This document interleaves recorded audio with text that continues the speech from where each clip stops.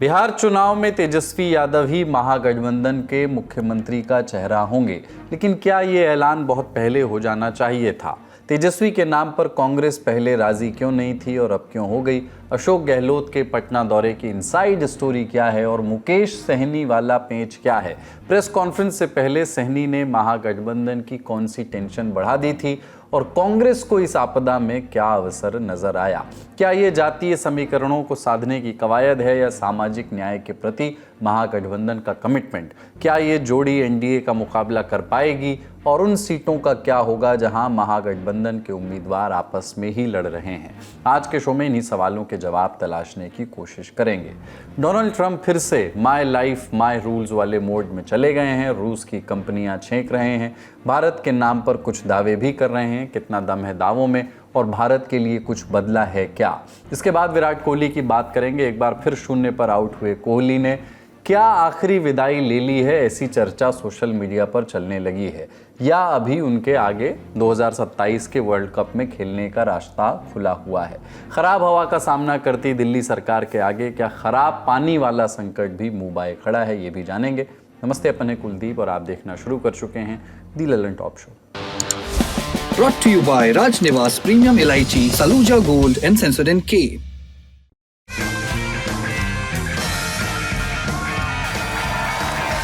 राजनिवास premium इलायची, सोच जो करे राज। खबरों की ओर बढ़ें उससे पहले देखिए बिहार से आए एक महत्वपूर्ण इंटरव्यू के ये अंश। आप मेरे से पूछिएगा प्रधान जी आप मैट्रिक कब किया? बोले भाई 1991 में किए हैं। इसमें कौन सा ऐसा सीक्रेट है जो वो बता रहे हैं कि भाई मैं नहीं बता सकता हूं, मेरे एफिडेविट में है। उन्होंने लिखा है कि उन्होंने कोई कोर्स किया है पीएफसी कामराज यूनिवर्सिटी से। पीएफसी कोर्स जो कामराज यूनिवर्सिटी चलाता है वो सिर्फ तमिल स्पीकिंग बच्चों के लिए कराता है। तो अब सम्राट चौधरी ये बता दें कि भाई क्या वो तमिल भी बोलना जानते हैं? आप इस बात पे भी कायम है कि 14 नवंबर के बाद नीतीश कुमार मुख्यमंत्री नहीं रहेंगे? बिल्कुल कायम है। 14 नवंबर के बाद बिहार में नया मुख्यमंत्री बनेगा और नीतीश कुमार तो निश्चित तौर पर मुख्यमंत्री नहीं बनेंगे। और ये भी कि जेडीयू 25 से ज्यादा सीटें नहीं जीत जेडीयू को पाएगा। 25 से ज्यादा सीट नहीं आएगा। क्या आधार है इस कैलकुलेशन का? सिंपल लॉजिक है। अगर 150 से ज्यादा सीटें आएंगी तब क्या प्रशांत किशोर मुख्यमंत्री पद के दावेदार होंगे? नहीं, बिल्कुल जो लोग बैठेंगे वो मिलकर तय कर लेंगे। क्या बिहार राज्य आपदा प्राधिकरण के उदयकांत मिश्र के घर पे आपकी और नीतीश कुमार की मुलाकात हुई? आप मुलाकात हुई है, पहले भी हुई है। कहाँ हुई है ये जरूरी नहीं है, मेरी मुलाकात उनसे हुई है। उसमें किसी किस्म की पॉलिटिकल बातचीत?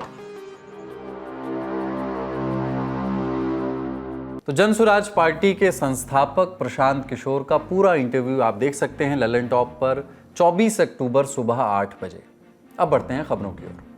बिहार चुनाव में महागठबंधन का सीएम फेस तेजस्वी यादव होंगे। कांग्रेस के वरिष्ठ नेता अशोक गहलोत ने एक जॉइंट प्रेस कॉन्फ्रेंस में यह ऐलान किया।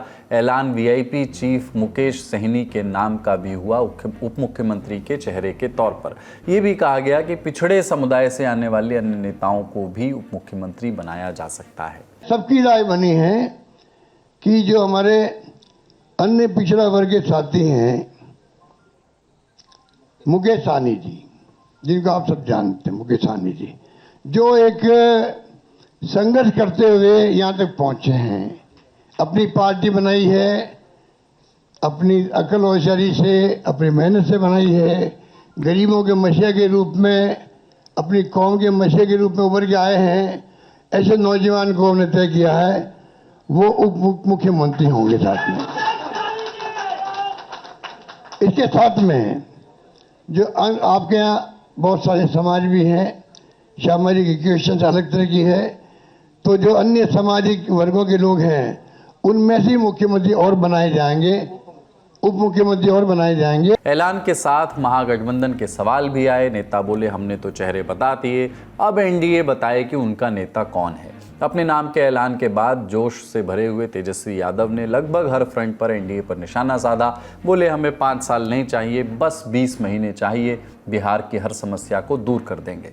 महागठबंधन के नेता हों, कार्यकर्ता हों, उन सब लोगों को दिल से हम धन्यवाद देते हैं और उन सभी लोगों से ज़रूर कहना चाहेंगे कि जो उम्मीद, जो विश्वास आप लोगों ने हम पे जताया है, उस उम्मीद पर हम ज़रूर खरे उतरेंगे और मिल करके जो डबल इंजन की सरकार है, एक इंजन भ्रष्टाचार में है, एक इंजन अपराध में है, ऐसी 20 साल पुरानी निकम्मी सरकार को हम लोग उखाड़ करके फेंकेंगे। पटना में महागठबंधन की ये प्रेस कॉन्फ्रेंस करीब 50 मिनट चली। हर नेता को बोलने का मौका मिला। तेजस्वी यादव ने कहा कि एनडीए में नीतीश कुमार के खिलाफ साजिश चल रही है। अमित शाह ने खुद कहा है कि सीएम पर फैसला विधायक लेंगे। हमारा तो जॉइंट प्रेस कॉन्फ्रेंस भी हो गया।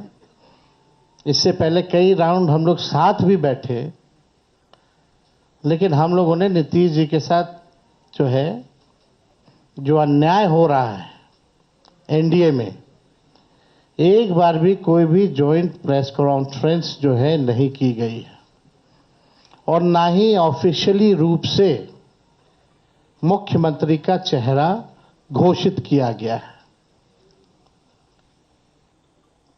तो हम लोग तो शुरू दिन से ही कह रहे थे कि भाजपा के लोग नीतीश जी को दोबारा मुख्यमंत्री नहीं बनाएंगे, और इस पे और किसी ने मुहर नहीं लगाया है, बल्कि अमित शाह जी ने एक बार नहीं कई बार इस बात को बोला है कि विधायक दल की जो संख्या होगी वो तय करेगा। लेकिन अमित शाह जी से हम जानना चाहेंगे, इस बार आप ये बात कह रहे हैं, पिछले बार तो ये बात नहीं थी। एक बयान मुकेश सहनी का भी आया। बोले कि पिछली बार हम एनडीए के साथ थे, लेकिन बीजेपी ने हमारी पार्टी तोड़ दी। तब हमने गंगाजल की सौगंध खाई कि बीजेपी को बिहार से बाहर निकाल कर रहेंगे।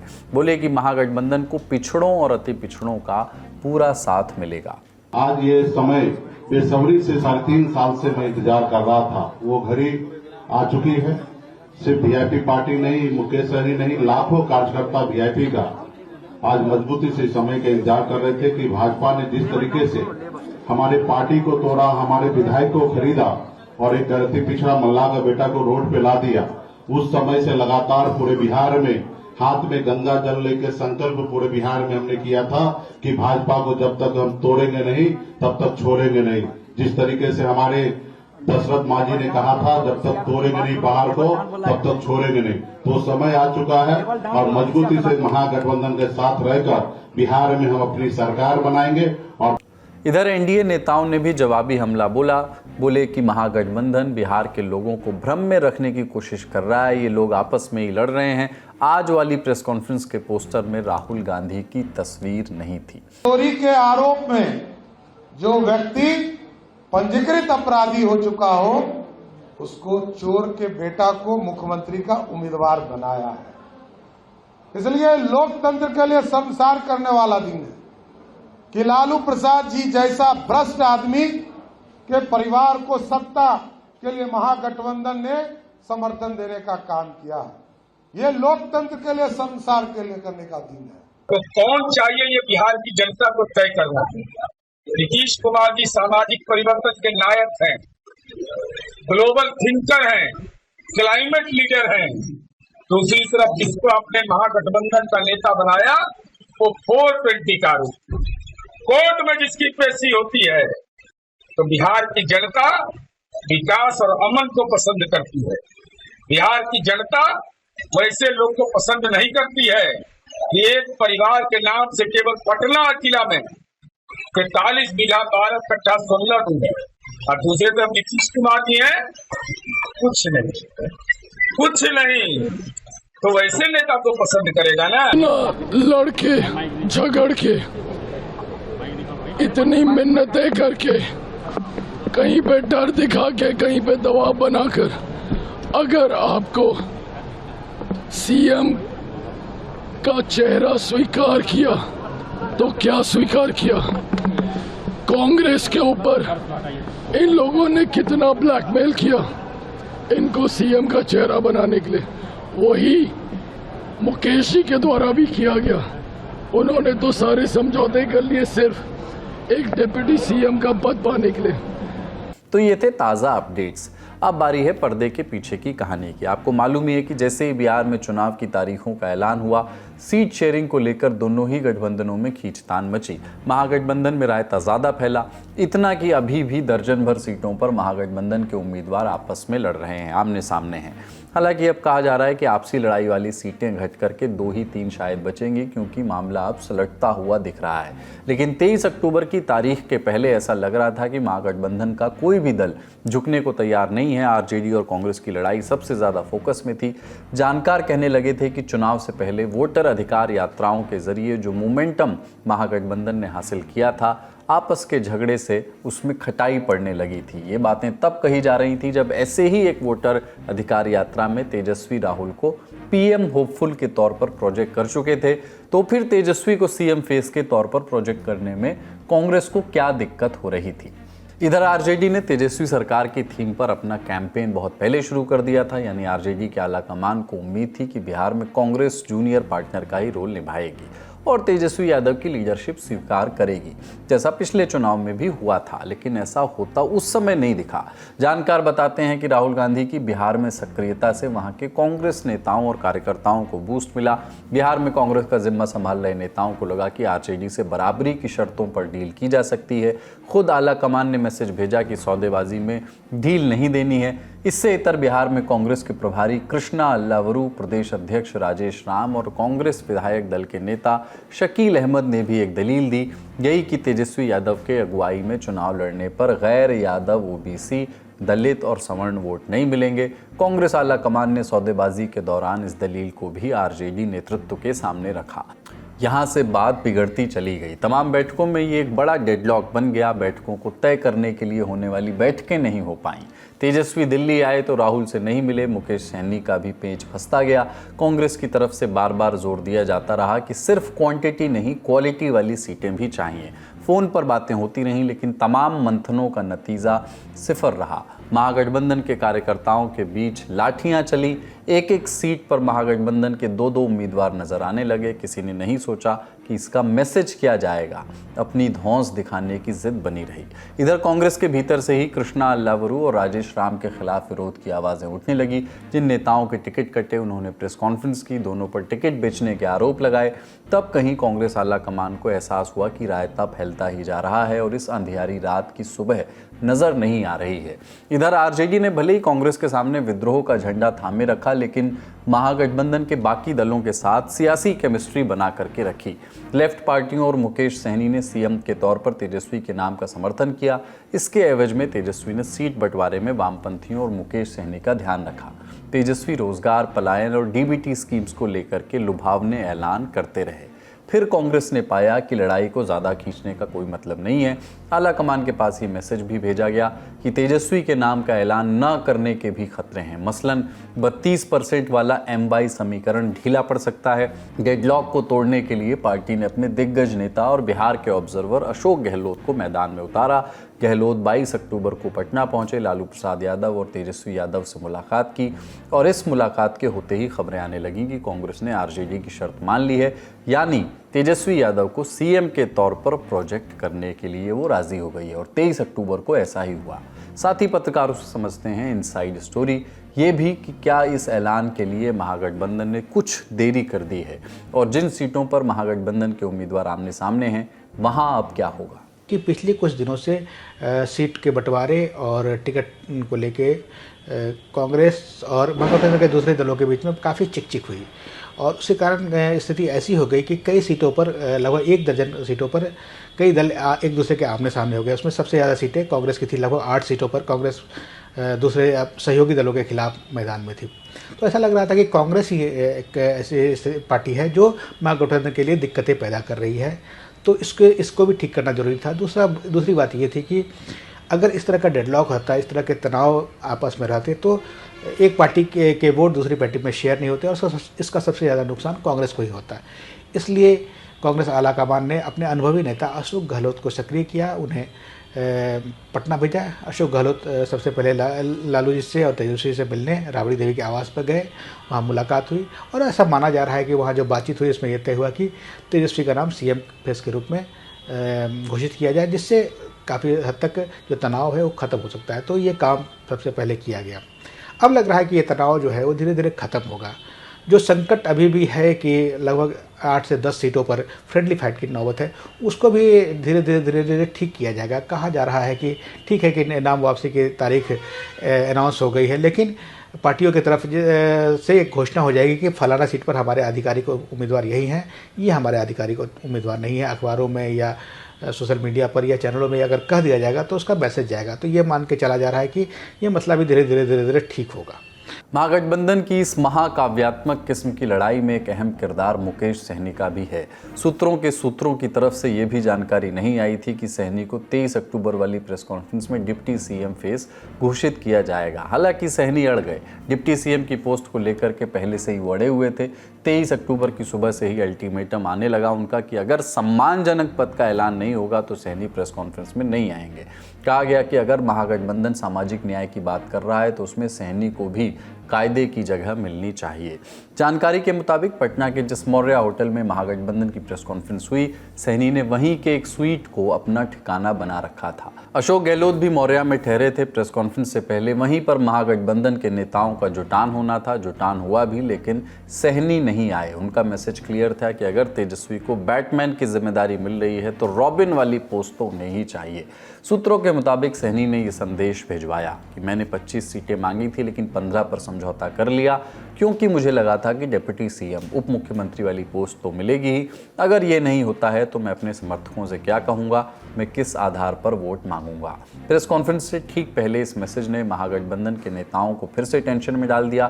तेजस्वी यादव ने कहा कि अगर सरकार बनी तो हर पार्टी का हिस्सा रहेगा, लेकिन सहनी तब भी नहीं माने।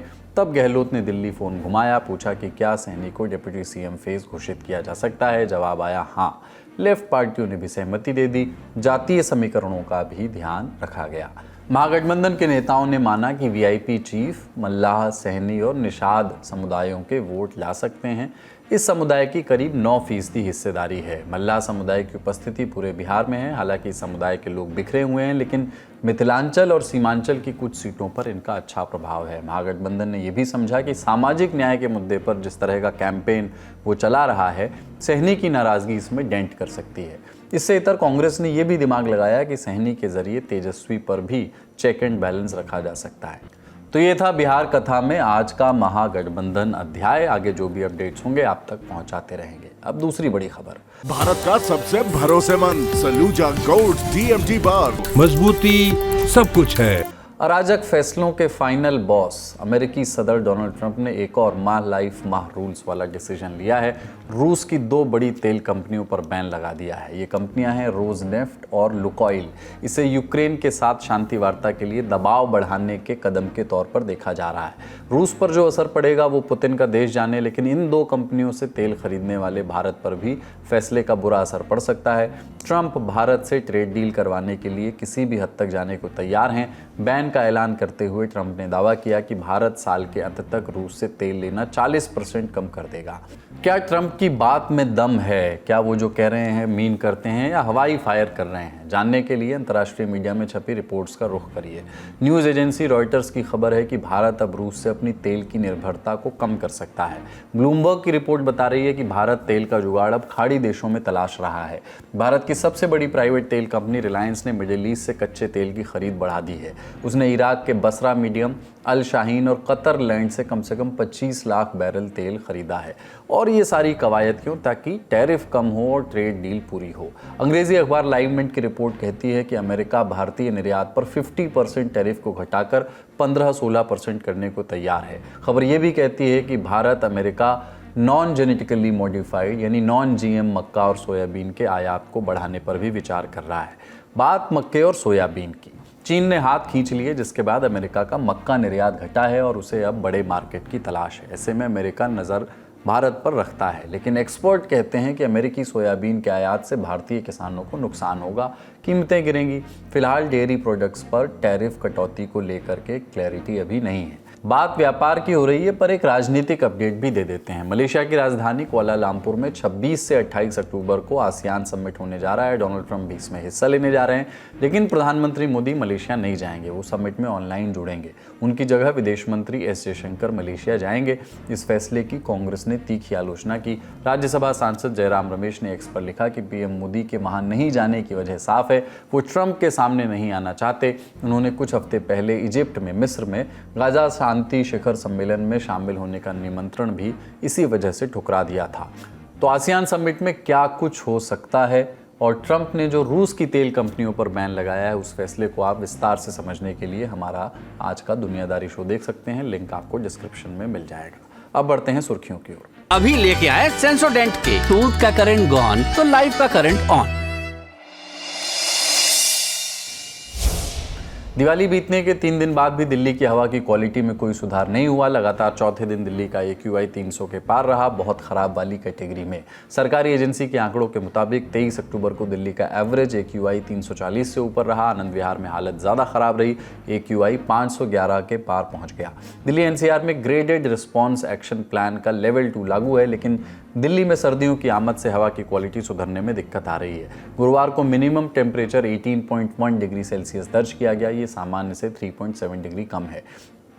शनिवार यानी 25 अक्टूबर से शुरू हो रहा छठ का त्यौहार, प्रशासन ने पहले से ही तैयारी शुरू कर दी है। क्राउड मैनेजमेंट और लोगों की सुरक्षा सुनिश्चित करने के अलावा यमुना में सफाई अभियान भी चल रहा है। यमुना नदी के किनारे 17 मॉडल छठ घाट बनाए जा रहे हैं। पूरे शहर में करीब 1500 घाटों पर छठ पूजा होगी।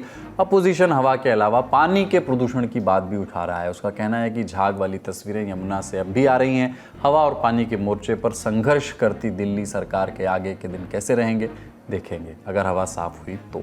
अगली सुर्खी क्रिकेट जगत से है। विराट कोहली एक बार फिर से डक कर गए। ऑस्ट्रेलिया के खिलाफ लगातार दूसरी बार 0 पर आउट हो गए। उम्मीद थी कि कोहली की शानदार पारी होगी।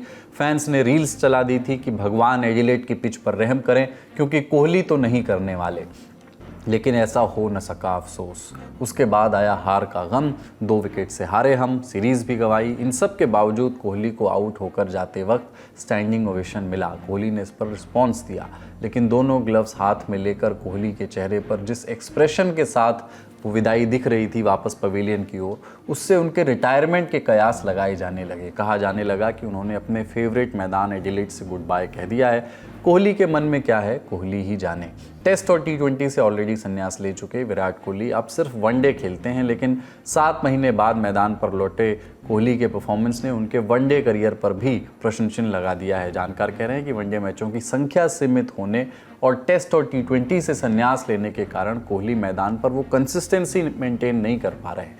दोनों मैच में उनके आउट होने के तरीके देख करके साफ समझ आ रहा है कि प्रैक्टिस की दरकार तो है। ऑफ स्टंप के बाहर जाती गेंद पर बल्ला अड़ाने की जगजाहिर कमजोरी फिर से उजागर हो गई है।